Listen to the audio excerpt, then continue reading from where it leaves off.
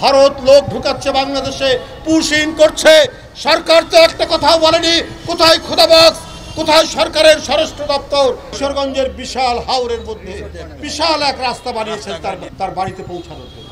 এই হচ্ছে সাবেক রাষ্ট্রপতি, কারণ উনি ফ্যাসিবাদের প্রতিনিধি। শেখ হাসিনা উনার চামচারা বলে বেড়াতো উনি নাকি তাহাজ্জুদের নামাজ পড়তেন। নিজেও বলেছে তাহাজ্জুদের নামাজ পড়েন। আরো আপনি যদি তাহাজ্জুদের নামাজ পড়েন, আপনি রসুলের একটা বাণী যদি আপনি আত্মস্থ করতেন, আপনি গৌতম বুদ্ধের একটা বাণী যদি আপনি মনে মুখস্থ রাখতেন, যীশু খ্রিস্টের একটা বাণী যদি মুখস্থ রাখতেন, তাহলে আপনার কোনোদিন একটা শিশুকে হত্যা করার মতো মনোভাব আপনার হতো না, অভিপ্রায় আপনার হতো না। আপনি কিছুই মানতেন না। লোক দেখানো নামাজ, লোক দেখানো তাহাজ্জুদের কথা বলতেন। এটাকে ইসলামের পরিভাষায় বলা হয় মুনাফিকি। এই মুনাফিকি করে রাজনীতি করতে করেছে। কিন্তু আজকে এই যে ফ্যাসিবাদের যে উত্থান এবং তাদের যে পলায়ন, এই পলায়ন এর মধ্যে যে অন্তর্বর্তী সরকার পলায়নের পর যে হলো, মানুষ তো তাদের কাছে অনেক প্রত্যাশা করেছে। তারা সংস্কারের কথা বলেছে, সে সংস্কারও মেনে নিয়েছে যে একটা নির্দিষ্ট সময়ের মধ্যে আপনার করে নির্বাচন দিন।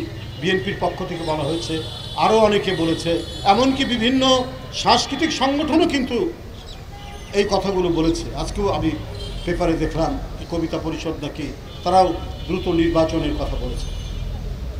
তো সরকার এই ব্যাপারে নিরুত্তর, নিশ্চুপ।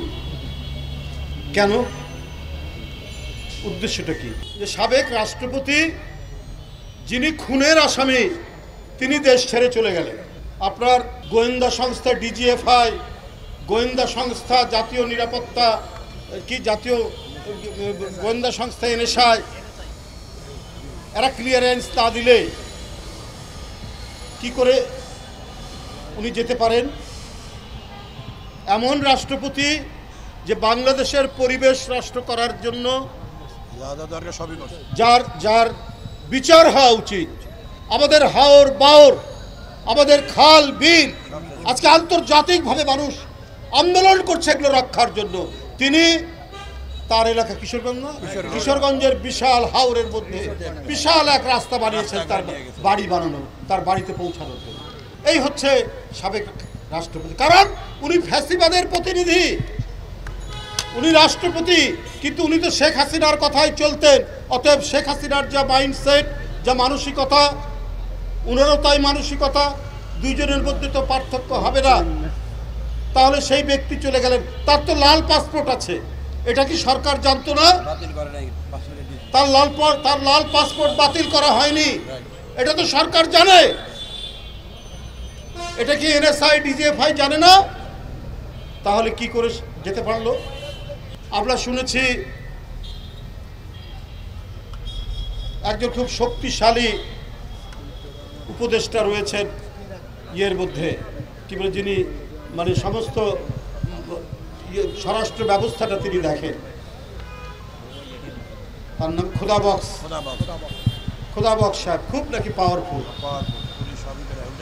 আবার এও শুনি তিনি নাকি বিএনপিকে খুব একটা পছন্দ করেন না, নিজের মতো করে সব গুছিয়ে রাখার চেষ্টা করেন। তাহলে এত শক্তিশালী উপদেষ্টা থাকার পরে আজকে সাতক্ষীরা, কুড়িগ্রাম, খাগড়াছড়ি, মৌলভীবাজার, এই সমস্ত সীমান্ত দিয়ে ভারত লোক ঢুকাচ্ছে বাংলাদেশে, পুশ ইন করছে। সরকার তো একটা কথাও বলেনি। কোথায় খোদাবক্স, কোথায় সরকারের স্বরাষ্ট্র দপ্তর, কোথায় সরকার এই ব্যাপারে কোনো পদক্ষেপ নিচ্ছেন না? এটা তো বিরাট এক অন্যায়। কোত্থেকে এই রাষ্ট্রীয় অপরাধ করা হচ্ছে যে পার্শ্ববর্তী দেশের লোক জোর করে ঢুকিয়ে দিতে চান বাংলাদেশে? আমরা কি অত্যন্ত দুর্বল জাতি আপনারা বানানোর তৈরি করছেন? এটা কি একটা মুক্তিযুদ্ধ হওয়া একটা জাতি, 30 লক্ষ জীবন দেওয়া একটা 1,500 শিশু বাচ্চা তরুণের জীবন দেওয়া একটা জাতি, সেই জাতিতে পার্শ্ববর্তী দেশ তার ইচ্ছা মতো লোক ঢুকাবেন বিভিন্ন সীমান্ত দিয়ে, আর আপনারা নিশ্চুপ, আপনারা টু শব্দ করছেন না। এর কারণ কি?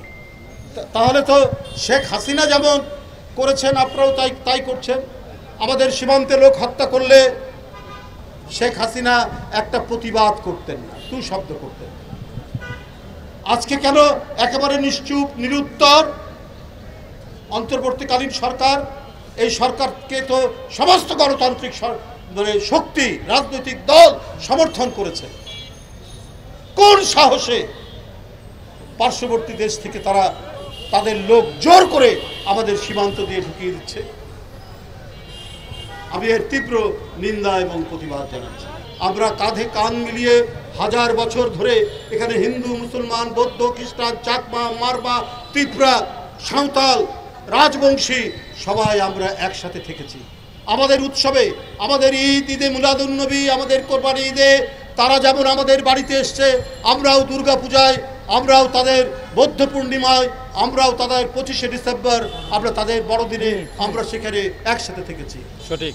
বাংলাদেশের বিরুদ্ধে ন্যারেটিভ তৈরি করা হয় পার্শ্ববর্তী দেশে বিভিন্ন জায়গায়। জঙ্গির কথা বলা হয়, যে কথাটা এখানে আমাদের জয়দেব বলেছে, জঙ্গির কথা বলা হয়, সাম্প্রদায়িক বিশৃঙ্খলার কথা বলা হয়। কিন্তু বাংলাদেশের মতো এত চমৎকার সাম্প্রদায়িক সম্প্রীতি 1000 বছর ধরে যেটা চর্চিত হয়ে এসছে, সেটা আর আশেপাশে আর কোথাও নেই। আমার মনে হয় যে আমাদের এই সম্প্রীতি দেখে অনেক দেশ হিংসা করে।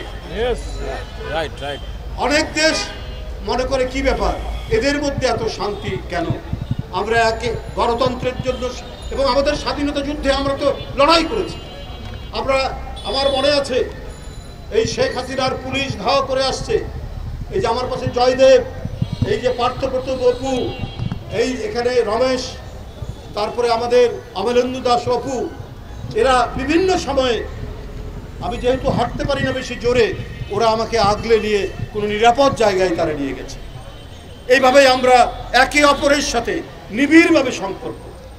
বাংলাদেশের বিরুদ্ধে সাম্প্রদায়িক অশান্তির যারা ন্যারেটিভ তৈরি করে, তারা বাংলাদেশের বন্ধু কখনোই হতে পারে না।